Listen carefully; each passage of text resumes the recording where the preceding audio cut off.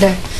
자, 그리고 다음으로 살펴볼 이슈가요. 정부가 ICT 10대 이슈를 발표를 했습니다. 그 관련해서도 테마주의 부각 가능성을 우리가 함께 염두를 해둬도 괜찮을 것 같은데요. 최근 들어서 이제 그 시장 내 가장 큰 우려 중에 하나가 결국은 코스닥의 장기 소외 부분이 되겠죠.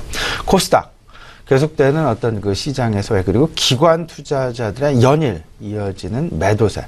외국인 투자자들은 여기에 그다지 크게 이제 영향을 주지는 않는 것 같습니다. 왜냐하면 애초부터 그들의 어떤 그 시장에 대한 포커스, 그리고 코스닥 시장에 대한 포커스는 조금은 더 기관 투자자들보다는 조금 더 소극적인 견지에서 대응을 해왔기 때문에, 따라서 기관 투자자들의 어떤 그 견해 내지는 기관 투자자들의 스탠스가 우리 코스닥 시장에 아니면 중소형주 시장의 변화 가능성 만들어낼 수 있는 수급의 변화, 이 부분을 가늠할 수 있는 가장 중요한 부분이 아닐까 생각이 되는데요.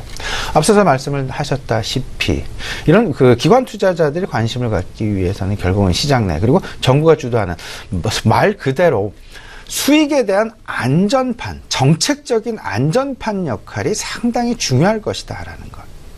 그 정책적인 안전판, 이런 부분들을 기반으로 해서 수익의 상승, 수익의 증가, 이런 부분들이 담보가 될 것이고, 이 담보 하에서 기관 투자자들은 어느 정도 리스크를 상당 부분 축소해 나가면서 그들의 수익을 확보하려는 그런 노력을 해 나갈 수밖에 없을 것이다 라는데요. 여기에 정부가 계속해서 이제 그 ICT와 관련된 어떤 그 향후 방향성, 이런 부분들을 계속해서 제시하고 있다라는 부분들이 최근 중소형주들의 어떤 그 양극화 현상, 이런 부분들로부터 조금은 좀 탈피할 수 있는, 영향권에서 좀 벗어날 수 있는, 오히려 상승 반전의 기회를 만들 수 있는 계기를 분명히 제공할 수 있다라는 부분에서 우리가 좀 생각을 해봐야 될 것 같습니다.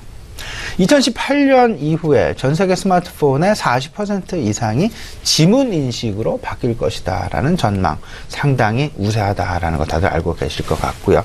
여기에 더 나아가서 갤럭시 노트 7 단종 이후 실제로 시장에서 지금 얘기가 되고 있는 부분은 갤럭시 8 시리즈가 나온 조기 출시가 된다라는 이야기가 우세하게 전개가 되고 있다라는 점. 갤럭시 8 시리즈에는 너무도 당연하게 지금 시장에서 전망하고 있는 바는 홍채 인식. 이미 갤럭시 노트 7에 그 됐다가 그 단종이 됐기 때문에 홍채 인식 그 확장 가능성이 여전히 있다라고 보셔야 될 것 같고, 그럼 홍채 인식은 결국은 생체 인식으로 이해를 하셔야 될 것 같은데요. 다시 말씀드리면 이제 그 생체 인식, 사물 인터넷, 가상 현실, 자율주행, 커넥티드카, 인공지능까지 이런 부분들이 결국 정부 ICT 관련한 정부의 10대 이슈에 들어간다라는 것. 이 10대 이슈는 올해, 내년, 후년 앞으로 계속해서 시장 내 가장 테마의 가장 중심점에 자리 잡을 수밖에 없다는 그런 부분 꼭 생각을 하셔야 될 것 같습니다. 여기서 저 개인적으로는 사실상 가장 중요한 부분은 이렇게 생각을 하고 있습니다. 부품이 가장 중요할 것이다 라는 그런 생각을 가지게 됩니다. 그 부품 중에 특히나 중요한 것, 센서가 가장 중요하겠죠. 사물 인터넷을 하건, 커넥티드 카를 하건, 자율주행차를 하건, 인공지능을 하건, 아니면 뭐 가상현실을 하건, 모든 것이 다 센서와 밀접하게 연관이 되어져 있다라는 것.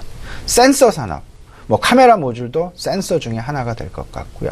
이런 센서 산업에 대한 관심, 오히려 지금 현재보다 그 관심의 폭, 관심의 깊이 높여가고 넓혀가야만 하는 그런 필연성이 존재한다라는 것. 또 한 가지가 있습니다. 서버 관련 업종.